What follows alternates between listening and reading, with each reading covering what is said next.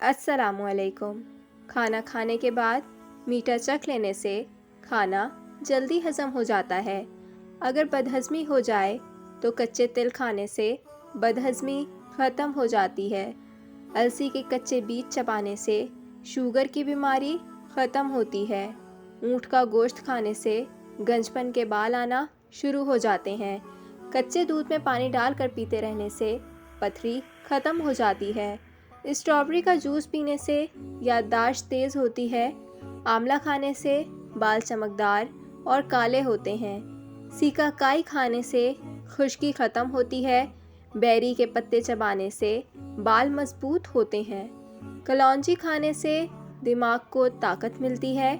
अगर दिल के मर्ज़ का मसला हो तो दूध के साथ इंजीर खाने से मर्ज़ ख़त्म हो जाता है। बालों को चंद मिनट के लिए नमकीन पानी में भिगोने से जुएं मर जाती हैं। बर्तनों को रेत से साफ करने से बर्तन चमकते हैं। पेट दर्द का मसला हो तो कलौंजी पर काला नमक लगाकर खाने से पेट दर्द में आराम आता है। अफ्तारी में दूध के साथ भुने हुए चने खाने से कमज़ोरी नहीं होती। सहरी में कद्दू का सालन खाने से प्यास कम लगती है। सहरी में 2 खजूर गर्म पानी के साथ खाने से पूरा दिन थकन नहीं होती।